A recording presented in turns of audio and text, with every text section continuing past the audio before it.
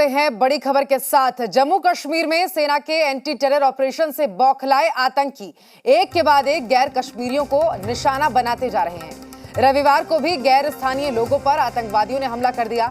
दक्षिणी कश्मीर के कुलगाम जिले में आतंकियों ने 2 बिहार के रहने वाले मजदूरों की हत्या कर दी है। इसके अलावा एक शख्स गोलीबारी में घायल हो गया है। बीते दिन भी आतंकियों ने पुलवामा और श्रीनगर में 2 लोगों की मारकर हत्या कर दी थी। आपको बता दें कि श्रीनगर में बिहार के रहने वाले अरविंद कुमार को निशाना बनाया गया था। वहीं पुलवामा में यूपी के निवासी सगीर अहमद को भी मार डाला गया था। मृतकों की पहचान बिहार के निवासी राजा ऋषिदेव और योगेंद्र ऋषिदेव के रूप में हुई है। इसके अलावा घायल हुए शख्स का नाम चुनचुन देव है। कुलगांव में हुए हमले की जम्मू कश्मीर पुलिस ने भी पुष्टि कर दी है।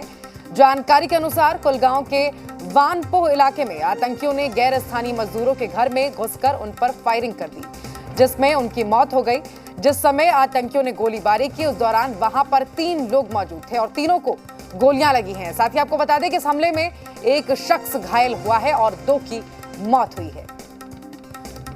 तो ये बड़ी खबर आपको श्रीनगर से हम बता रहे हैं, जहां पर एक बार फिर आतंकियों ने अपना आतंक कायम करने के लिए 3 और मजदूरों पर अटैक किया, जिसमें से 2 की मौत हो गई है। एक इस पूरी घटना में घायल है।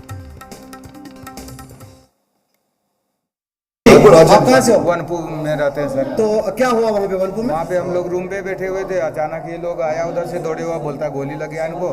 फिर वहाँ से लेके हम आए डॉक्टर के तो पास। कितने बंदों का गोली लग गई है? लगभग वहाँ 3 आदमी थे सर। तो अभी क्या स्थिति है उनकी?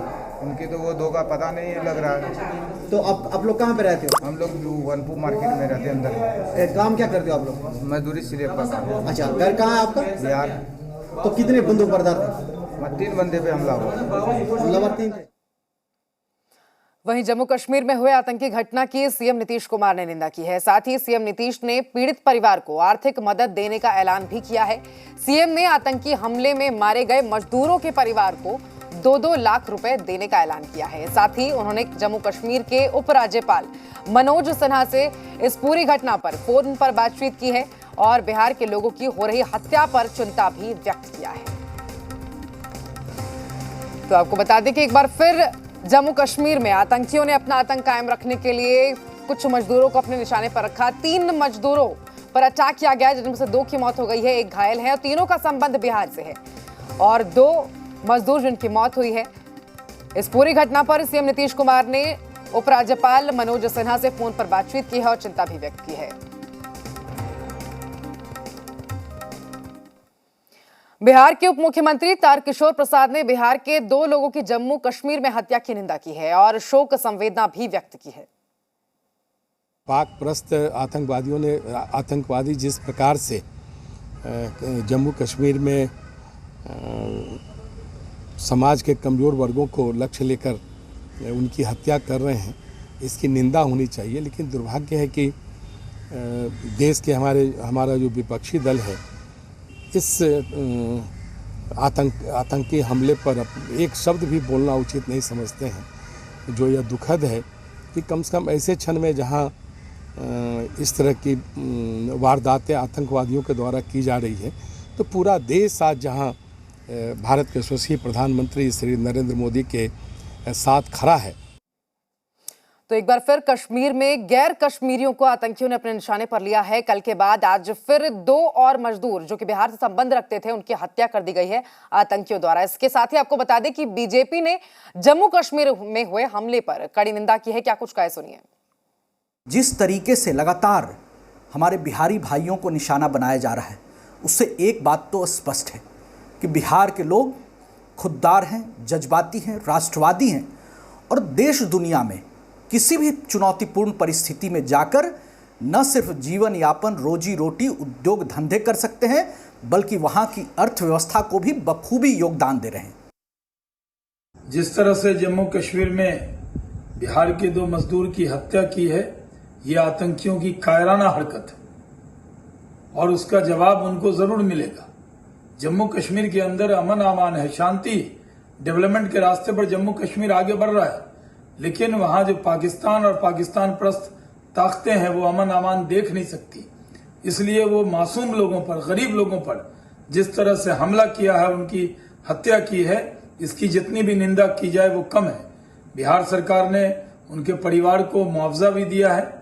मुख्यमंत्री जी ने वहां एलजी साहब से बात भी की है और हम लोग पूरी तरह कंसर्न है इस बात को लेकर कि वहां जो बिहार के लोग और अन्य जगह के लोग हैं उनकी पूरी सुरक्षा होनी चाहिए। तो हर कोई इस घटना पर दुख जता रहा है, लेकिन तेजस्वी यादव ने इस पूरी घटना को लेकर सीएम नीतीश कुमार पर ही निशाना साध दिया। आपको बता दें कि बिहार के लोगों की हत्या के लिए नीतीश भी जिम्मेदार हैं। आरजेडी नेता तेजस्वी यादव की ओर से कहा गया है, सीएम नीतीश कुमार को निशाने पर रखते हुए तेजस्वी यादव ने ये बातें कही हैं। आपको बता दें कि नीतीश रोजगार देते तो पलायन नहीं होता, तेजस्वी यादव ने यह भी कहा है। सीएम नीतीश के सुशासन का सच अब सामने आ गया है। तो तेजस्वी यादव ने श्रीनगर में हुई घटना को लेकर बड़ा बयान देते हुए ये ट्वीट किया है। ट्वीट भी हम आपको दिखा रहे हैं। ट्वीट में उन्होंने लिखा है कि बिहार वासियों की नृशंस हत्या के दोषी नीतीश कुमार हैं, उनकी निकम्मी सरकार भी है। अगर एनडीए सरकार ने विगत 16 साल में नौकरी दी होती, रोजगार दिया होता तो पलायन नहीं होता, और पलायन नहीं होता तो आज इस घटना से बचा जा सकता था। वहीं कश्मीर में एक बार फिर आतंकवादियों ने 3 लोगों को निशाना बनाया है, जिसमें 2 लोगों की मौत हो गई है, जबकि एक की हालत गंभीर बताई जा रही है। आतंकियों की गोली का शिकार हुए तीनों लोग बिहार के रहने वाले थे और कश्मीर में मजदूरी का काम किया करते थे। मृतकों में से एक अररिया जिले के बौसी थाना क्षेत्र के बौसी पंचायत का रहने वाला था।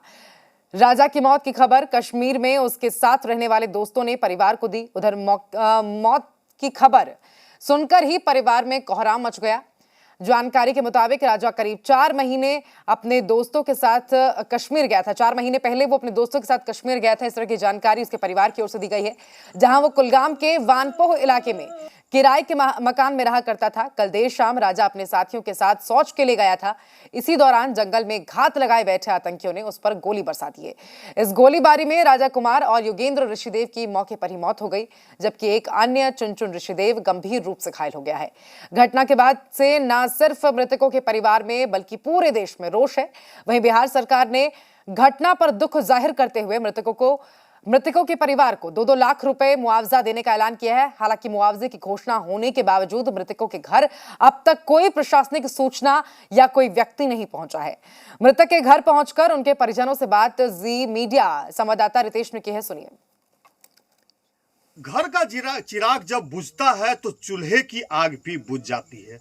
यह घर है जो कश्मीर में आतंकवादियों की कायराना हरकत में राजा ऋषिदेव की हत्या की गई है। ये घर उसी राजा ऋषिदेव का है, जहां आज चूल्हा भी नहीं जला।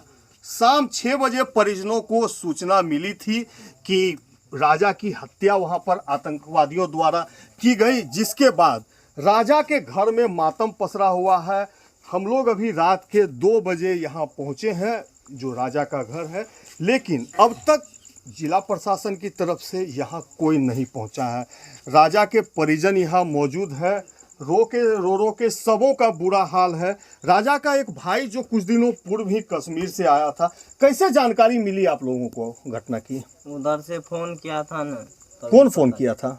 वो बंदा था ना उधर, राजा का जो वहाँ साथी था। हाँ, वही फोन किया। हाँ। कितने बजे फोन आया आप लोगों को? 6 बजे। क्या आप लोगों को जानकारी कब मिली इस घटना की पूरी? बच्चे से वह 6 बजे हम लोग सबको जान लिए बाबू। प्रशासन की तरफ से कोई जानकारी मिला है आप लोगों को? जिला प्रशासन की तरफ से अभी तक कोई जानकारी नहीं मिला है। तो बिल्कुल जिस मामले में श्रम संसाधन मंत्री का बयान आ चुका है, सीएम की तरफ से मुआवजे की घोषणा भी कर दी गई है, लेकिन उस मामले में अब तक जो है जिला प्रशासन की तरफ से कोई यहाँ पर इन लोगों को जानकारी नहीं मिली है। स्थानीय जो लोग हैं वो भी यहाँ पर मौजूद हैं। कब आप लोगों को जानकारी मिली? हम लोगों को तो वही 8-9 बजे के आसपास व्हाट्सएप ग्रुप के माध्यम से पता चला कि रानीगंज प्रखंड का एक आदमी जो है कि इंजर्ड है, एक आदमी की हत्या हो गई है आतंकवादी के द्वारा। प्रशासन की तरफ से मुआवजा, सरकार की तरफ से मुआवजे की घोषणा हुई है। सरकार की तरफ से 2 लाख का मुआवजा सुनने में आ रहा है कि घोषणा हुआ है, लेकिन 2 लाख से क्या होगा? देख लीजिए, इनके जवान बहन है, घर में छत नहीं है, बहुत ही गरीब परिवार से है। कम से कम 10 लाख रुपया एक सरकारी नौकरी मिलनी चाहिए। तो जो स्थानीय लोग हैं वो मुआवजे की राशि के लिए ज़्यादा की राशि की डिमांड जरूर कर रहे हैं, लेकिन एक बहुत ही यहाँ पर अफसोसजनक पहलू देखने को मिल रहा है कि अब तक प्रशासन बिल्कुल सोया हुआ है। जो मृत लोग हैं उनके घरों पर अभी तक प्रशासन के कोई भी लोग नहीं पहुँचे हैं। कुमार नितेश, जी मीडिया, फॉरबिसगंज। तो लगातार आपको तस्वीरें भी हम दिखा रहे हैं किस तरह की स्थिति अब दोनों मजदूरों के घर पे बनी हुई है। और दोनों मजदूर जिनकी मौत कल हुई है, जिनकी हत्या की गई है आतंकियों की ओर से, वो दोनों बिहार से संबंध रखते हैं। और वहां पर जी मीडिया संवाददाता नितेश पहुंचे थे, आपको उनके घर के हालात दिखाए गए, किस तरह से उनको जानकारी मिली। हालांकि अभी तक प्रशासन का कोई व्यक्ति वहां नहीं पहुंचा है। सरकार की ओर से 2-2 लाख रुपए मुआवजा देने का ऐलान जरूर कर दिया गया है, लेकिन अभी तक प्रशासन का कोई व्यक्ति उनके घर पर नहीं पहुंचा है, उनके परिजनों से बातचीत के लिए नहीं गया है। और जिस तरह से उनकी ओर से बताया भी गया कि व्हाट्सएप के जरिए या किसी फोन कॉल के जरिए उन्हें इस पूरी घटना की जानकारी मिली है।